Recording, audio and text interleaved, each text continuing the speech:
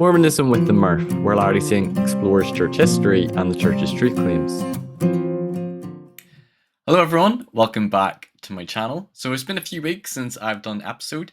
Things have been pretty busy. I was over in Northern Ireland visiting family for a few weeks, but I'm back doing episodes again. So in the last episode, we had a look at why has there been changes made to some of Joseph Smith's revelations, going from the 1833 Book of Commandments to the 1835 Doctrine and Covenants, and also subsequent editions as well. We discussed how the revelations were given in the language and in the weakness of Joseph Smith, as the Lord states in Doctrine and Covenants section 1. In his own words, language, and vernacular. We also addressed that many of Joseph Smith's revelations have been revised, things expanded upon, and also some things being edited or redacted. Critics viewing this as Joseph Smith is just changing God's words as he liked to fit his evolving theology, and that you cannot change God's words. Faithful scholars and apologists viewing it that the words of the revelation aren't the revelation, but they reflect Joseph's latest understanding, and that Joseph's view of revelation is not one that is fixed, unchangeable, infallible, or inerrant, but saw that the revelations were open to further light and also editing. In today's episode, we're going to be looking at some of the criticisms leveled against the Priesthood Restoration, but before we get into that, there's a few quotes that I didn't get into in the last episode that I thought summarized quite well the faithful view or interpretation of some of the changes made to Joseph Smith's revelations. So Michael Mackay, historian, had to say that the role of the prophet was not just to receive new revelation, but to continue to seek and receive better understanding of older revelations. Reinterpretation happened frequently with Smith's revelations, to the extent that it formed a consistent pattern. Small pieces from earlier revelations appeared to be part of much larger initiatives that came into focus only years later. And this next quote comes from a blog from Sarah Allen, who is doing a response to the CS letter. She quotes Orson Pratt, who explains that Joseph received the ideas from God, but clothed those ideas with such words as came to his mind. In that same document, the former RLDS Community of Christ historian, Richard Hard, stated, "It is important to note that we have always distinguished between the experience of revelation and the recording of the experience. The record is not the revelation, but the record does preserve the verbal interpretation of the experience, enriching the understanding of those who study the record and offering guidance to those who share in the spirit of the original experience." Farr says the saints have never believed in inerrant prophets or inerrant scripture. The editing and modification of the revelations was never a secret. It was well known to the church of Joseph's day. If Joseph could receive the Doctrine and Covenants by revelation, then he could also receive revelation to improve, modify, revise, and expand his revelatory product. So, in summarizing, that the spiritual ideas and the concepts and the principles in the revelations were from God, but that Joseph had to clothe the revelation in his own words and language. The revelation not being the words of the revelation, but Joseph in his weak language trying to capture and convey the meaning and interpretation of the revelation. And Joseph at another time explained the spirit of revelation being pure intelligence flowing into your mind. But the words of the revelation is the prophet trying to articulate it. So, we're going to look at some of the criticisms leveled against the Priesthood Restoration. This is going to be a two-part episode as there's a lot to get into. This is going to be probably a longer episode, part 1, and it's required actually a lot more research than I expected. So briefly, the Priesthood Restoration, it's in Joseph Smith's history, written in 1838. He speaks about him and Oliver when they were translating the Book of Mormon, that they prayed about the authority to baptize, and that they were visited by John the Baptist on the 15th of May, 1829, and that the Aaronic priesthood was bestowed, and they are both commanded to baptize each other. Interestingly, the restoration and physical ordinations of the Melchizedek priesthood aren't specifically in Joseph Smith's 1838 history. The only first-hand account from Joseph that gives details about the circumstances of the vision is in an 1842 letter, now canonized in section 128. But the 1835 Doctrine and Covenants section 27 does speak about receiving the Melchizedek priesthood by Peter, James, and John, and is perhaps the earliest mention to both the Aaronic priesthood being restored by John the Baptist and the Melchizedek priesthood by Peter, James, and John. And just to keep things simple, I'm going to refer to the restoration of the Melchizedek priesthood in part 1, being Peter, James, and John. However, in part 2, we're going to be exploring the restoration of the priesthood being a process bit by bit and not actually being an event. But we'll get into that more in part 2. Joseph Smith's published history does not narrate the restoration of the greater authority in detail, but it recounts that sometime after his move to Fayette, New York, in the summer of 1829, Joseph and others became anxious to have that promise realized to us, that they would receive the authority of the laying on of hands for the gift of the Holy Ghost. So this video won't really be looking at the development in the priesthood over time, be it priesthood offices, organization, or how the priesthood was received, but it's going to be specifically responding to some of the critical attacks made against the authenticity of the priesthood restoration. That it was a later invention or embellishment or evolution in the narrative that Joseph and Oliver claimed to receive the priesthood by angelic ministers, Peter, James, and John the Baptist. So the main criticisms we're going to cover in this video: 1, why was there no date given for the priesthood restoration of the Melchizedek priesthood? It was the 15th of May, 1829 for the Aaronic priesthood. 2, why was section 27 of the Doctrine and Covenants changed in order to add in the reception of the priesthood? 3, and this is going to be the main criticism, why wasn't Peter, James, and John the Baptist explicitly mentioned until 1834-1835? Was it just a later fabrication or invention which they are retrofitting back to 1829 in order to bolster their prophetic authority? Why no mention until 1834? And this is just clearly showing that it's an evolution in the narrative. And number 4, if Joseph received the high Melchizedek priesthood in 1829 by Peter, James, and John, why in 1831 is he being ordained to the high priesthood by Lyman Wight, if he already received it? So we're going to dive into each of these. There is a lot of complexity, and hopefully I'll be able to lay out clearly the history and what critics have to say and what apologists and faithful scholars have to say. First and foremost, I think it's really important to say that when it comes to the priesthood restoration, similar to the other visionary claims of the restoration, like Joseph Smith's first vision,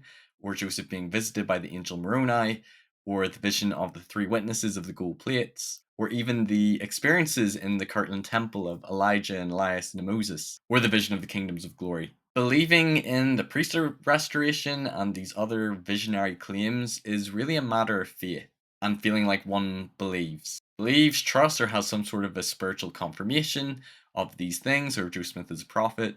We cannot, and I cannot, prove that this happened. It is a supernatural claim, and there's going to be some people who just won't believe it anyway.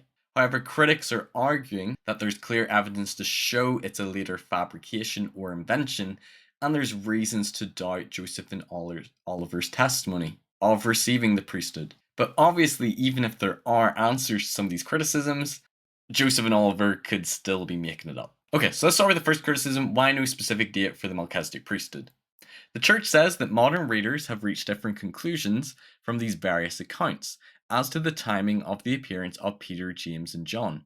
Their estimates range from as early as a few weeks after the appearance of John the Baptist on May 15th, 1829, to many months later. Although many of the accounts of this divine manifestation were produced years later, they're corroborated by earlier, though less detailed, references to angelic ministers who gave Joseph and Oliver a divine commission. Fair has to say, if Joseph was making the story up, why not just pick a date and stick to it? The uncertainty of dates is typical of real-world events. If Joseph is making it up, he could have picked any old date. They say when all the circumstantial evidence is studied, the approximate time of the Melchizedek priesthood restoration can be plausibly narrowed down. Although historical documents do not give an exact date for the restoration of the Melchizedek priesthood, we can pinpoint its occurrence to a 17-day window between the 15th and 31st of May 1829. So it's curious that no date is given for the Melchizedek priesthood restoration. We have it for the Aaronic priesthood being on the 15th of May 1829. But again, not having a date doesn't mean it didn't happen.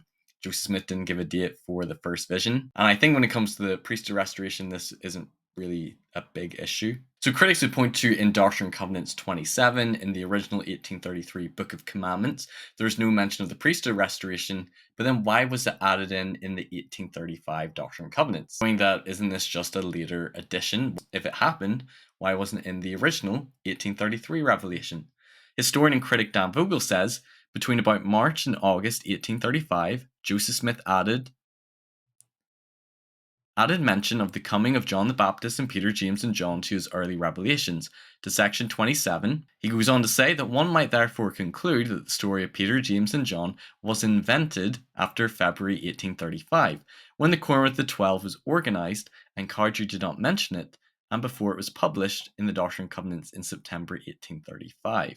Now, we do have a letter from Oliver Cowdery in 1834 that he writes to, I think it was W. Phelps, speaking about John the Baptist, but Vogel's arguing that this is the first mention that we have of Peter, James, and John, believing that this is when Oliver and Joseph invented this narrative. Jerry Dirkmaat has to say that other changes were made as later revelations incorporated more teachings that had not been a part of the initial revelation.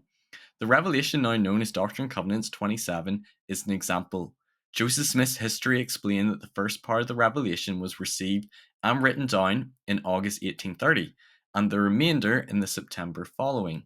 In the earliest manuscripts, only verses 1 to 5 and parts of 15 and 18 were included, but as the text of the revelation was being prepared for publication in the 1835 Doctrine and Covenants, the second portion of the revelation was added, nearly tripling the size of the revelation. Brian Cannon says in Opening the Heavens, has a lot of really great work and sources and documentation, not just for the Priesthood Restoration, but other things like the first vision and the coming forth in the Book of Mormon, other visionary experiences. It's a great book for documentation. He says these verses did not appear in the earliest text of the Revelation, printed in the Book of Commandments in 1833. Joseph Smith recalls in 1839 that all of this section was received as a revelation at one time in 1830. But most of the revelation, including these verses about priesthood restoration, were not recorded until September 1830. The remainder in the September following was all the things about the priesthood restoration. In the 1833, we had just a piece about the sacrament. And then in 1835, Joseph combined two together. In 1833, just talks about a revelation about the sacrament, and then in 1835 he combines the revelation about Peter, James, and John and priesthood restoration. Joseph combined the two together and he felt authorized, since he said it was really one revelation that he received in August 1830 on there. Joseph combined the two together and he felt authorized, since he said it was really one revelation that he received in August 1830 anyway. Whether Joseph held back on the 1833 revelation because of the details, we don't really know.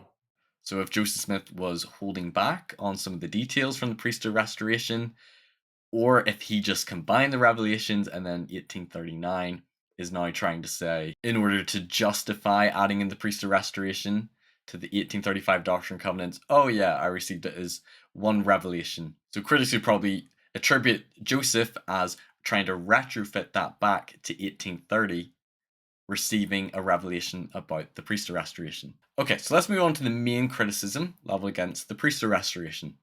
And this is going to dominate most of this video. So critics state how there is no mention in the 1833 Book of Commandments of Peter, James, and John or John the Baptist. Jeremy Runnels in the CS letter says, it wasn't until the 1835 edition of the Doctrine and Covenants that Joseph and Oliver backdated and retrofitted priesthood restoration events to an 1829-1830 time period, none of which existed in any previous church records.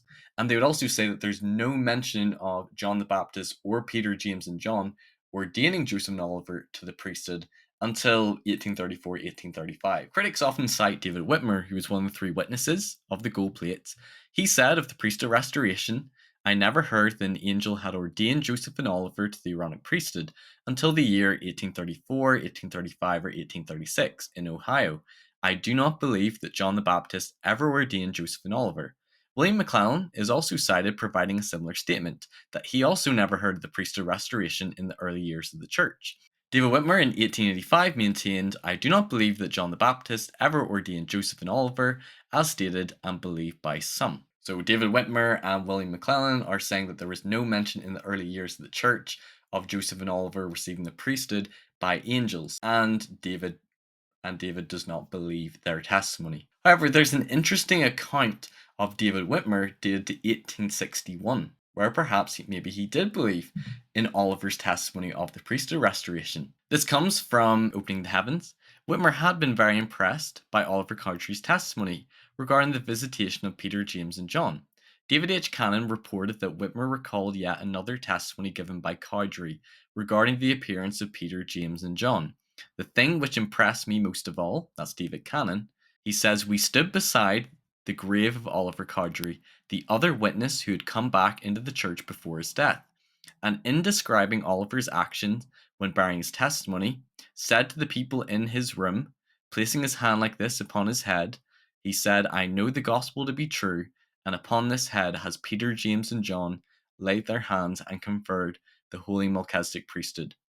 The manner in which this tall, grey-headed man, David Whitmer, went through the exhibition of what Oliver had done was prophetic.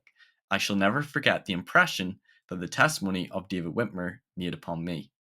So if you believe this count, while it's not coming from David Whitmer, it's coming from somebody who was there who witnessed David Whitmer sharing Oliver's powerful testimony of the Melchizedek priesthood, this having a great impact upon David Cannon. So I find it quite unlikely that he would be making this account up, which implies perhaps a couple of decades earlier than these later statements, maybe David did believe in Oliver's testimony of the priesthood restoration, only later to reject and not believe in it.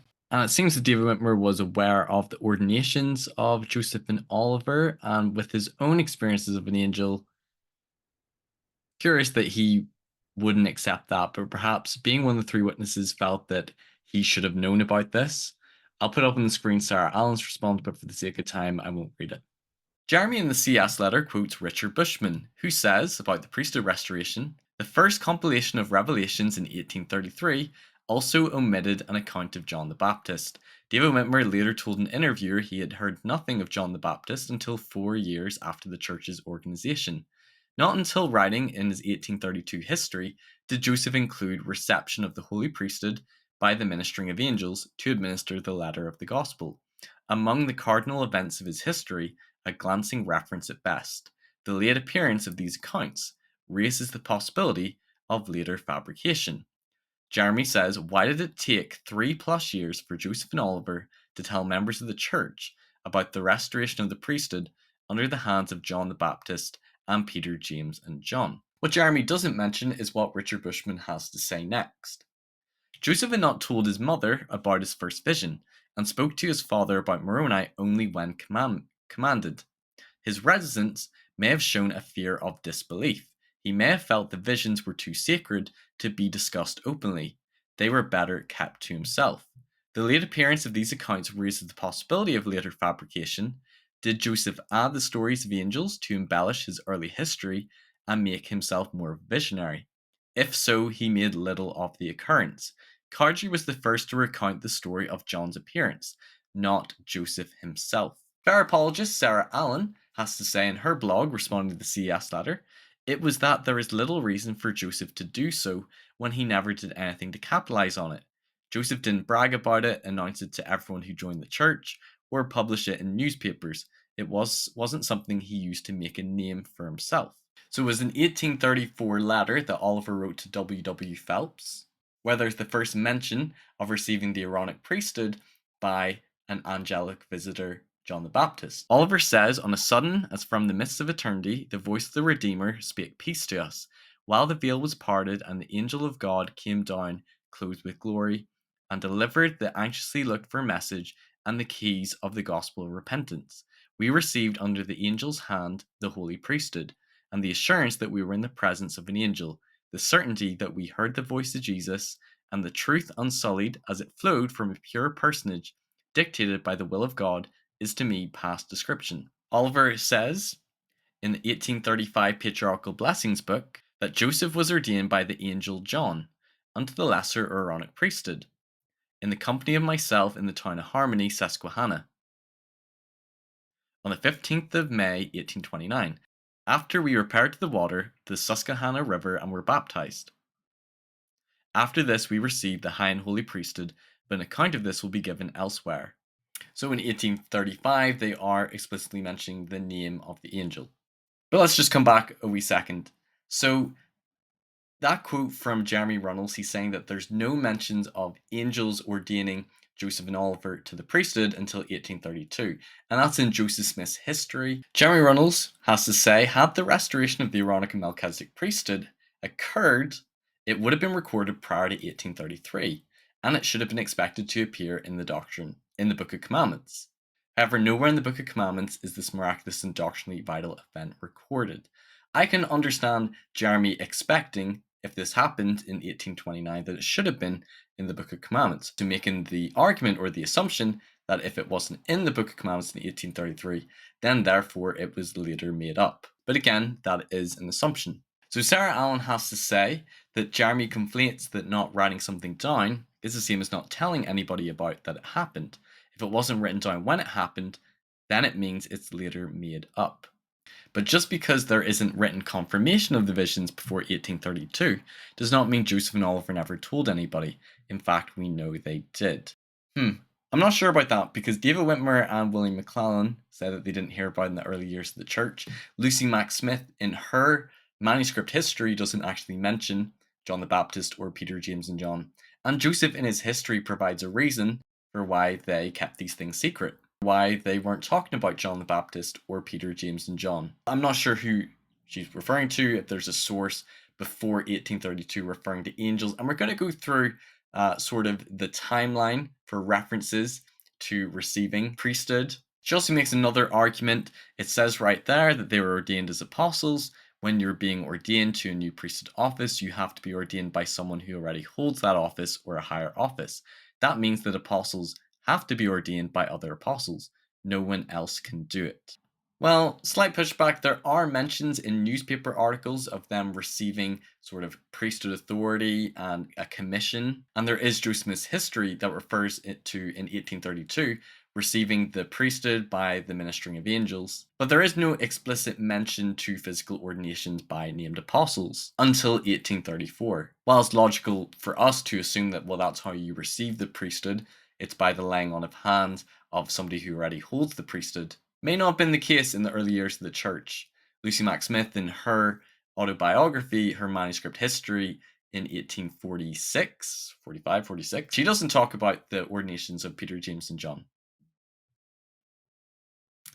And it seems like a lot of the early members, like William McLellan and David Whitmer, said they'd never heard about it. So critics could also interpret it as they ordained each other because they were commanded to do so. Okay, so let's look at some of the early references to receiving priesthood authority. Because although there's no clear mention to Peter, James, and John or John the Baptist till 1834, the idea of the priesthood being later made up or invented isn't the case. In the Painesville Telegraph in 1830, it says, Cowdery claimed that they were the ones with the authority to administer in the Lord's name.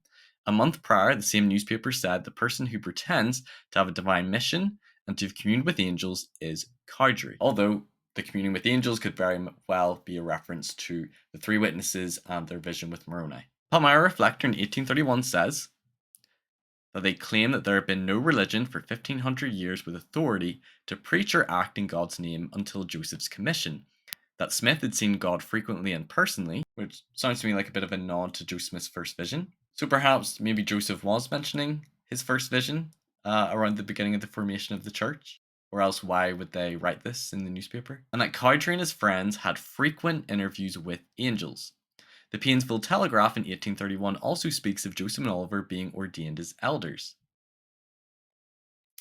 So there are early mentions of them having received and having this priesthood authority, this commission from God, as early as 1830, 1831, but no mention to physical ordinations by angels, John the Baptist or Peter, James, and John. There is a mention in Joseph's 1832 history about the ministering of angels. With regards to the priesthood, Joseph Smith writes among his miraculous experience, thirdly, the reception of the holy priesthood by the ministering of angels, although no specific angel names are given in the history. LDS discussion points out a supposed problem, that saying plural of angels, well, yes, he's right, but ministering of angels, plural, could be a reference to John the Baptist and Peter, James, and John. So the term, the reception of the priesthood by the ministering of angels, could very well be Joseph referring to John the Baptist and Peter, James, and John. But the first clear mention of the priesthood restoration of the Aaronic priesthood at least was in 1834 in the letter Oliver Cowdery wrote to W. Phelps. And then in 1835, we have in section 27 of the Doctrine and Covenants talking about both John the Baptist and Peter, James, and John, restoring the Aaronic and Melchizedek priesthood. So why no mention until 1834, 1835? Well, Joseph provides a partial reason. In his history, he says that they are forced to keep secret the circumstances of having received the priesthood and are having been baptized, owing to a spirit of persecution which had already manifested itself in the neighborhood. Ronald Barney, who worked in the church history department for 33 years, has to say, an inquirer may ask if priesthood restoration was of such consequence to the early church. Why didn't Joseph and Oliver run to the local newspapers after their visitations and publish what had happened to them? There are several explanations for the lack of documentation, only two of which will be given here. The first was given by Joseph Smith himself after recording his own 1838-1839 account. He reads, what I just read, that they are forced to keep these things secret, because both men desired to protect their divine experiences from public attention and ridicule. The disclosure of accounts revealing the events of priesthood restoration were initially kept in confidence. During the course of translating the Book of Mormon, Joseph repeated the passage to Oliver, "It is given unto many to know the mysteries of God. Nevertheless, they are laid under strict command that they shall not impart, only according to the portion of his word which he doth grant unto the children of men." So that's Joseph's answer, that they were forced to keep these things secret owing to a spirit of persecution and perhaps didn't want to, and were perhaps reticent to share their visionary experience. Of course, if you don't believe Joseph and Oliver, then you could say that this is them, Joseph just trying to provide a lame excuse for why there's no mention in the early years of the church. There are early allusions to priesthood restoration and authority as early as 1830, 1831 in the local newspapers. And of course, the Book of Mormon as well talks about priesthood, authority to baptize, high priest after the order of Melchizedek in Alma chapter 13. So some critics state that the term that Aaronic and Melchizedek priesthood was later brought in by Sidney Rigdon, and perhaps he had an influence on the name of the priesthood, because in the early years it was referred to as the high and lesser priesthood. And then the names Melchizedek and Aaronic were later used, and we'll talk about that a little bit more in part 2. So it's clear there's definitely an evolution in priesthood organization and offices and names for the priesthood, but the priesthood itself wasn't invented when Sidney Rigdon came on the scene. There are allusions to authority, high priest after the order of Melchizedek, in the Book of Mormon and in these early newspaper articles, and it's in 1832 when we have the first clear mention to receiving the priesthood by the ministry of angels. Now, another criticism which I want to address comes from Grant Palmer's book, An Insider's View of Mormon Origins. He argued that Joseph and Oliver embellished and evolved the story from 1829, claiming that they received the priesthood by the Spirit. Then in 1832, Joseph referring to ministering angels, and then by 1834-35 that it's physical ordinations from named apostles. He states that there's no mention to John the Baptist and Peter, James, and John until around the mid-1830s, which is correct. 1834-35 seems to be the earliest dates. And that's actually a pretty good argument to make, and I would find that actually quite concerning if they're claiming it by 1829, 1830 by the Spirit, and then they're evolving it to receiving it by angels in 1832 in Joseph's history, and then it's like named apostles. You can almost see the embellishment. LDS Discussion says in 1829 they first received it by the Spirit. However, whenever I search trying to find a source, like what source are they using to support that they received the priesthood by the Spirit, pardon me, I couldn't find one on LDS Discussions, and I could only find one or two, possibly in Grant Palmer's book. One's from Lucy Mack Smith, that Joseph and Oliver first received the Aaronic priesthood by the command through the Urim and Thummim, and then went and baptized each other in the Susquehanna River. But again, this was written in Lucy's 1845 manuscript history, and it appears like similar to Joseph's first vision, that it wasn't related unto her the experience of John the Baptist. And this is 7 years after Joseph's history, and about 10 years after they are first speaking about the angel. Farr says, how is it that the author believes that an account written 7 years after Joseph stated that he had received the priesthood now represents the original view of the event? From Lucy's perspective, this is exactly what she would have seen. The only other quote I found dating to 1829 to support Joseph and Oliver receiving the priesthood by the Spirit was this one. So Palmer explains how God gave him, or Joseph explains how God gave him this greater authority in June 1829. We had for some time made this matter a subject of humble prayer, and at length we got together in the chamber of Mr. Whitmer's house, in order more particularly to seek of the Lord what we now so earnestly desired. We had long been engaged in solemn and fervent prayer, when the word of the Lord came unto us in the chamber, commanding us that I should ordain Oliver Cowdery to be an elder in the church, and that he also should ordain me. So this source is saying that when Joseph and Oliver were in the chamber or in upstairs room in the Whitmer's home, they were praying about receiving the priesthood, being the Melchizedek priesthood, and that the word of the Lord came to them, and that they were commanded to ordain each other. And he's saying that this is what Joseph had to say about this, what happened in 1829. So I decided to check the source. This source comes from 1839, 10 years later in Joseph Smith's history. Just to clarify, this was written in 1839, this source, but it was published in the 1842 Times and Seasons. And it's funny because critics often won't accept the late accounts of Joseph and Oliver 1834-1835 for the Priesthood Restoration by Peter, James and John the Baptist. But Palmer is using an 1839 source from Joseph and then claiming that this is what he said in 1829. So I find that kind of misleading, and it actually gets a bit worse because he omits the previous sentences in the text, which says, "We now became anxious to have that promise realized to us, which the angel that conferred upon us the Aaronic priesthood had given us, that provided we continue faithful, we should also have the Melchizedek priesthood." Now, I will be referring to this in part 2 because it's kind of strange that they're saying they received the Melchizedek priesthood in the chamber of the Whitmer home, even though years earlier Joseph is saying that they received it by Peter, James, and John. Watch part 2. In a nutshell, it goes over that the restoration of the priesthood, particularly the Melchizedek priesthood, was not an event but a process. But I have to say, I found this a little bit disappointing from Grant Palmer, who was a historian and was a really big influence in my initial faith crisis, and somebody I looked up to and admired. And of course, this doesn't mean that every argument or case that he raises in his book is weak or misleading. I just couldn't help but feel that trying to use this source to support in 1829 Joseph and Oliver claimed to receive the priesthood by the Spirit is pretty misleading. And as a historian, I think he knew exactly what source he was using. And this also made me realize the importance of fact-checking things and checking sources, similar to like whenever I researched some of the sources that the Tanners raised about church leaders like John Taylor or Brigham Young, stating that the first vision was really the angel Moroni and not the Father and the Son visiting Joseph. They quoted part of a sermon from John Taylor, and what's really interesting is like that same day, John Taylor spoke about the Father and the Son visiting Joseph Smith. So I felt like that they're just trying to select some sources that support the conclusion they want you to come to. I'm not saying that this means that all critics' arguments or scholarship is bad. Of course it's not. It just means that we need to fact check, that we need to be careful with the sources that are being used for certain arguments. I'm realizing that critics can be just as guilty as apologists of omitting information or only wanting to present the information that supports their position. Bias goes both ways. So it's important to research and examine what both sides are saying.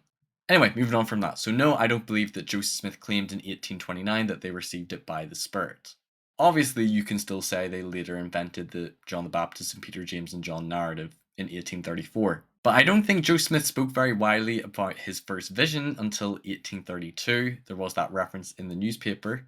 And I think it was the same with the Priesthood Restoration, as Joseph wrote in his 1838 history. Dan Vogel argues in September 1834 that Oliver writes a letter to W. W. Phelps for the first time, talking about an angel ordaining him and Joseph in May 1829, and that him revealing this event to the church raised Cowdery to almost equal status with Joseph. He also says the idea that Joseph and Oliver knew about president and assistant president of the high priesthood in 1829 is not believable. The office of president of the high priesthood came about because Partridge had challenged Joseph Smith in November 1831, and assistants were not added until 1832. Cowdery's excuse for the delay is also unbelievable, since there were several opportunities before December 1834 to ordain Cowdery. Cowdery even assisted Joseph on the 19th of April 1834 before Joseph left with Zion's camp and confirmed upon Sidney Rigdon authority as first councillor to preside over the church in the absence of brother Joseph. When the Quorum of the 12 was organised in February 1835, Oliver Cowdery did not mention Peter, James, and John restoring the keys of the apostleship. Instead, you have been ordained to this holy priesthood. You have received it from those who have the power and authority from an angel. Stephen Harper responds in his article on defending the Priesthood Restoration. Some have charged Joseph and Oliver with inventing the idea in 1834 that angels ordained them to the holy priesthood, beginning in May 15, 1829. Their motive, according to this argument, was the need to establish authority in the midst of a credibility crisis caused by an investigation on Joseph's past. This logic puzzles me. Joseph had a credibility problem, but it began the day he announced his first vision, precisely because he claimed a visit from heavenly messengers. But he testified anyway. Well, before the conspiracy theory, has Joseph in need of shoring up his authority by claiming to have received it from angels? His 1832 history plainly claims reception of the holy priesthood by the ministering of angels to administer the letter of the gospel, followed by a confirmation and reception of the high priesthood after the holy order of the Son of the living God.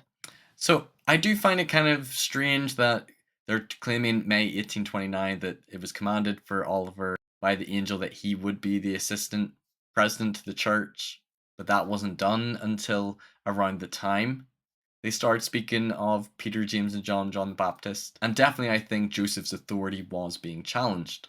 But I do think 1832 is a very clear reference to me of receiving the priesthood by the ministry of angels. So another criticism about the Priesthood Restoration is that why, if Joseph received the Melchizedek priesthood in 1829, is there reference to him in 1831 receiving the high priesthood by Lyman Wight? Richard Bushman in Rough Stone Rolling says the Melchizedek priesthood, Mormons now believe, had been bestowed a year or two earlier with a visit of Peter, James, and John. If so, why did contemporaries say the high priesthood was given for the first time in June 1831?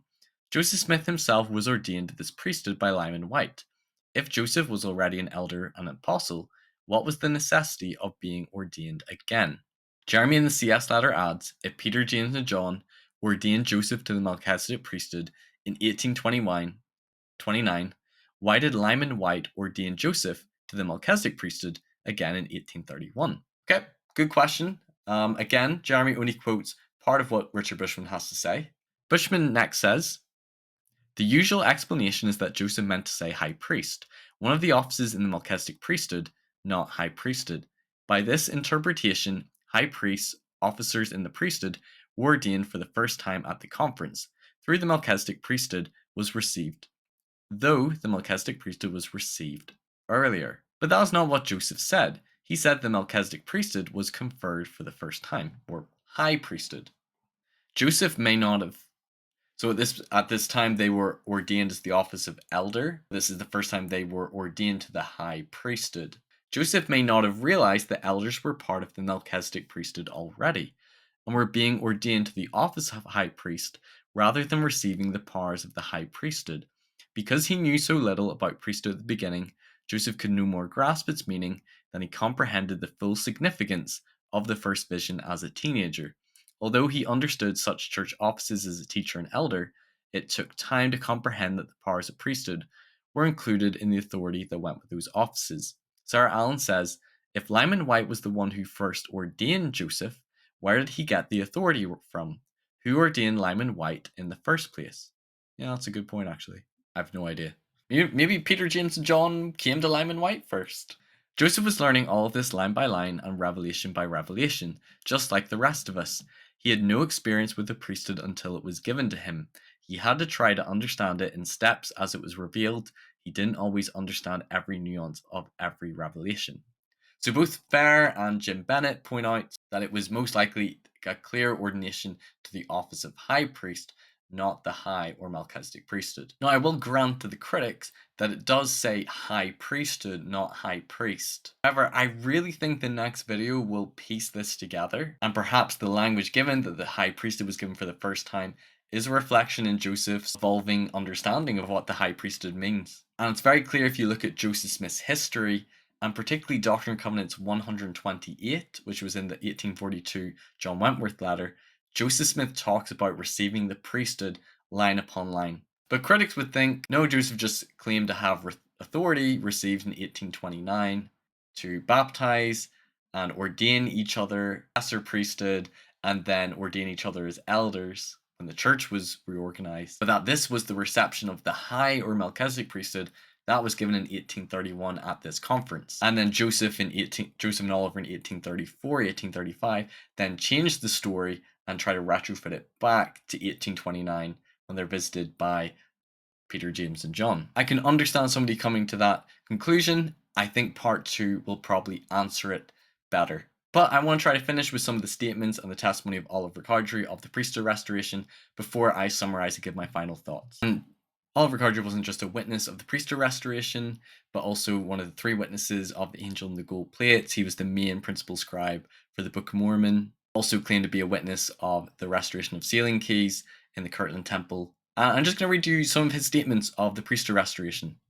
So in his letter, which we read earlier to W. Phelps, he said, "Our eyes beheld, our ears heard, we listened, we gazed, we admired, we received under the angel's hand the holy priesthood.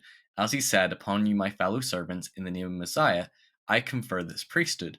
In an 1848 conference, he also said, "The priesthood is here. I was present with Joseph when a holy angel from God came down from heaven and conferred or restored the Aaronic priesthood. I was also present with Joseph when the Melchizedek priesthood was conferred by the holy angels of God." In a letter to Phineas Young, Oliver wrote, "I have been sensitive on this subject, I admit, but I ought to be so. You would be, under the circumstances, had you stood in the presence of John with our departed brother Joseph to receive the lesser priesthood, and in the presence of Peter to receive the greater, and look down through time and witness the effects these two must produce. You would feel what you've never felt." So unless Oliver is lying, which I find quite improbable, because it seems to me like he really believes that he was ordained by John the Baptist and Peter, James, and John, similar as he believes that an angel came with gold plates as one of the 3 witnesses. If Oliver was making this up, if he was a co-conspirator with Joseph, I find it quite improbable that after being excommunicated from the church and being out of the church for about a decade, that he'd return, but that he'd also be bearing testimony of this experience with no ambition to rise again to the top. And also, Oliver was someone who had integrity. He called out Joseph believing the relationship with Fanny Alger was adultery.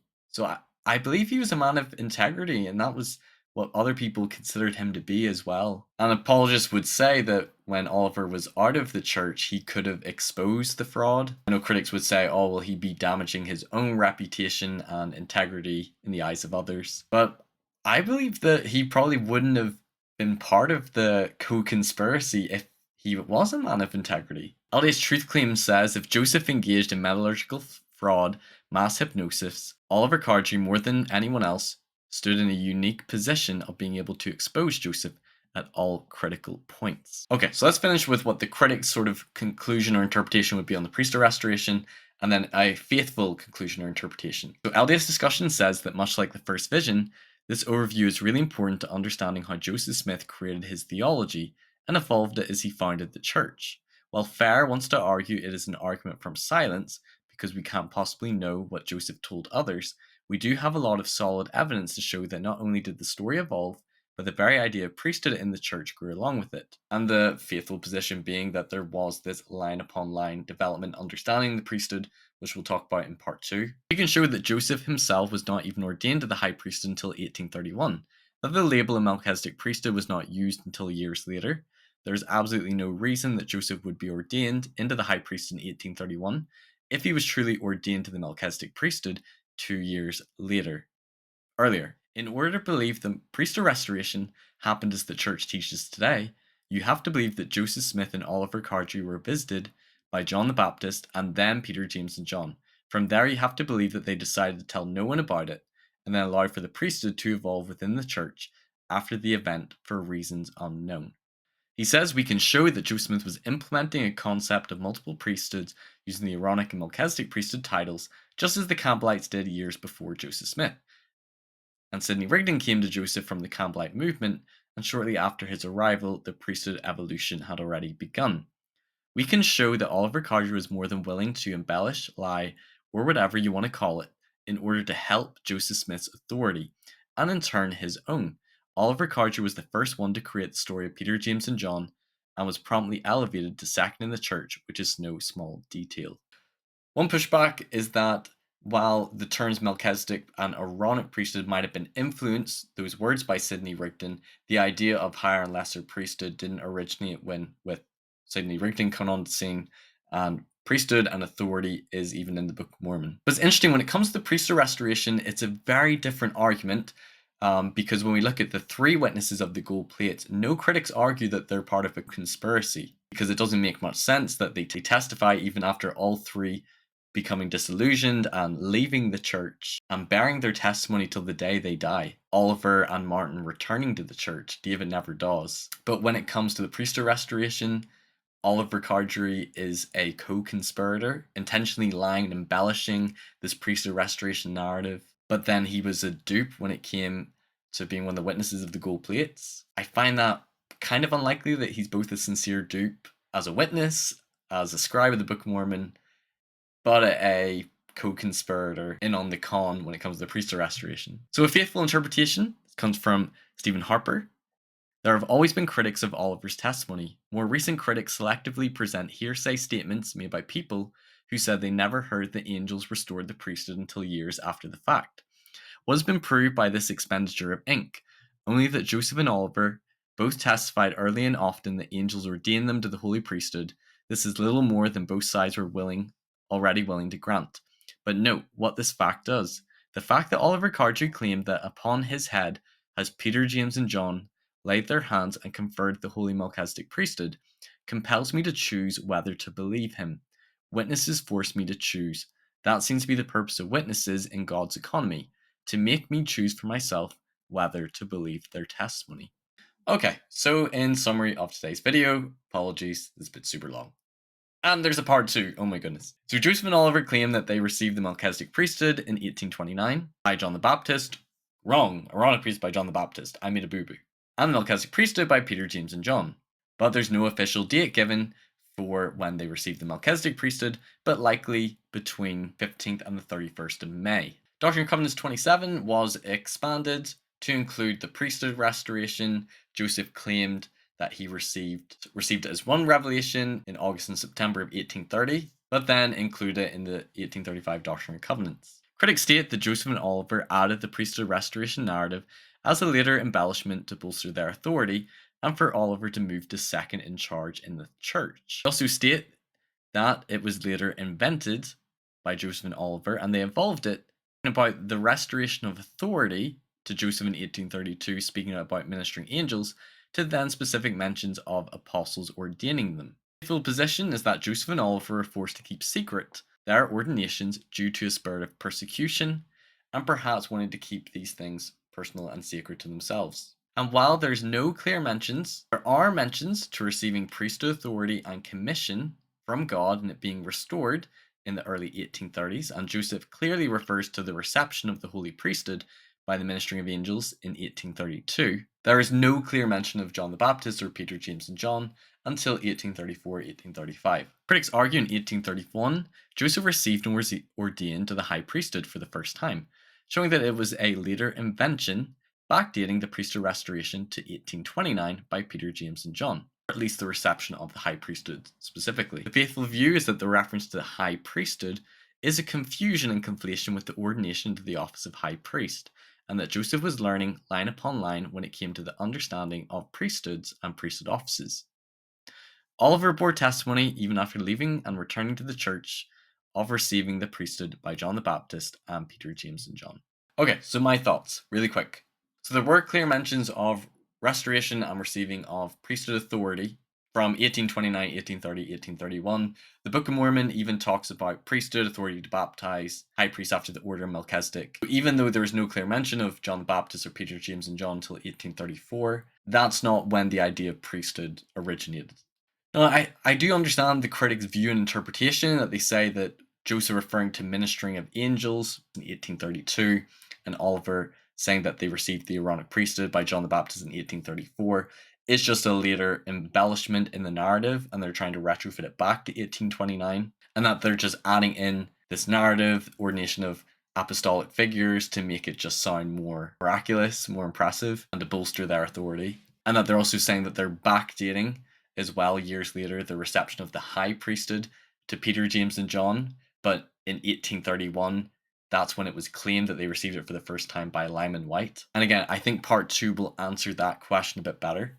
I think critics are very quick to say the fact that there is no clear mention to John the Baptist or Peter, James, and John in 1830, 1831, or even the 1832 account doesn't say their names. They say that the fact it wasn't written about or spoken about widely at the time just means it was a later fabrication or invention. I'm not saying that's wrong. Just because something isn't talked about publicly doesn't necessarily mean it's later made up. It reminds me of whenever I read through Fawn Brodie's book, No Man Knows My History. She stated that Joseph Smith's 1838 first vision account was made up 18 years later after it supposedly happened, and this was due to persecution and apostasy at the time, things that were happening in Kirtland over the Kirtland Bank, and you had all the dissenters in Kirtland, and this was Joseph trying to bolster his prophetic claims and authority. Why no mention of his first vision before then? Well, then we found out in the 1960s, we found 2 earlier accounts, 1832 and 1835. And now critics say, well, then he made it up in 1832. It does seem unlikely to me, as Joseph wrote this in his journal,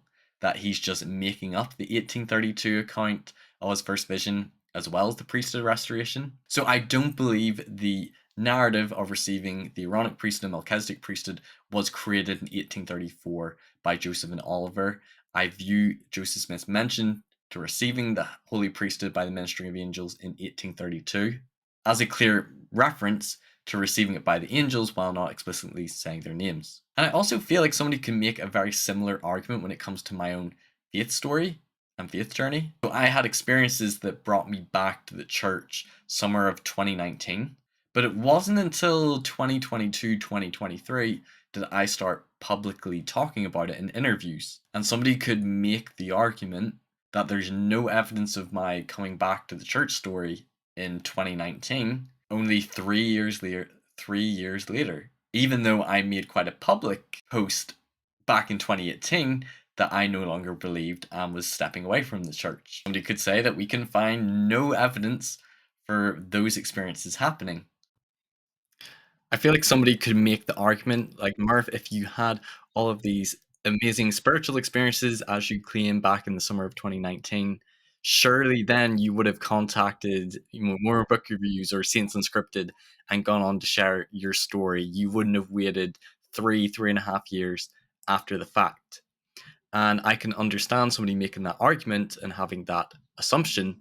They assumed that I would have done it in 2019, but that would be incorrect. And obviously, yeah, I could be making it up, but there's some reasons that I didn't talk about it publicly. One, because they were quite personal, private experiences at the time. I did share them with a few close individuals, but I didn't talk about it widely. But it really wasn't until starting my channel did I start being interviewed and then sharing my story and experiences. And one could say, well, me later claiming these experiences 3 years after the fact is indistinguishable from fraud. And yeah, it could be, but no, I'm sincerely relating the experiences I had, whether or not they are real, valid spiritual experiences or not. And perhaps that's not like a direct equivalent to the Priesthood Restoration, but I think it's sort of a similar connection. And I'm obviously not trying to compare my own personal experiences to, the Priesthood Restoration visionary experiences. Oliver goes from being a sincere dupe who hallucinated or had a visionary mindset when it came to his vision of the angel in the Pleiades as one of the 3 witnesses. But then he was in cahoots with Joseph, co-conspiring with him, inventing this priesthood restoration narrative so he could become second in the church. I feel like Oliver is probably either a sincere dupe or a co-conspirator, but I find it hard that he's both. And especially I believe Oliver was a man of integrity. And honestly, if he was lying and conspiring with Joseph, I just find it quite improbable that he would be excommunicated, leave the church, come back, and then testify of those experiences as well. Well, I think it's unquestionable that there's been a development in priesthood, and we'll talk about that more in part 2. And obviously, I wish there was a document or some journal writing where Joseph or Oliver said, "Oh yeah, on 15th of May, 1829, we received the priesthood by John the Baptist." But just because something wasn't written down or spoken about widely doesn't mean that it's a later invention or fabrication. But of course, you can come to that conclusion or interpretation. But for me, I don't see the Priesthood Restoration as a smoking gun. And I think a lot of it comes down to believing not just Joseph Smith, but also Oliver Cowdery as well. And I think he's really key when it comes to Priesthood Restoration, because I think he is a sincere believer and witness of the gold plate, of the translation of the Book of Mormon. And I just don't come to the same view that he is a co-conspirator with Joseph, making it up. But you choose the interpretation that makes most sense to you. In the next video, we will be looking at the development in priesthood organization, looking at priesthood offices from the Restoration. We'll also be looking at how the priesthood was restored more line upon line as a process versus an event. And we'll be talking more about the Melchizedek priesthood and that quote earlier that we touched on, that Grant Palmer alluded to. What's going on there? So see you on part 2. And if you enjoyed this video, like, share, subscribe. If you care to donate, donations are really appreciated, as it takes a lot of time to do this research, to make the video, and then to edit it together. Any donations would be appreciated, PayPal or Patreon. See you next time. Bye. Thanks everyone for watching this episode. If you've enjoyed it, please give it a like, share it with others who might benefit, and don't forget to subscribe so you don't miss any future content. You can also listen to these episodes on podcast form on Anchor or Spotify, and you can follow me on Facebook, Instagram, and TikTok. Check out my website for more content, personal blog, and more. And if you care to donate to support me, you can via my PayPal or Patreon, or through the website, and you can also give donations via YouTube through Super Chats. Thanks for watching Mormonism with the Murph. Take care. Bye-bye.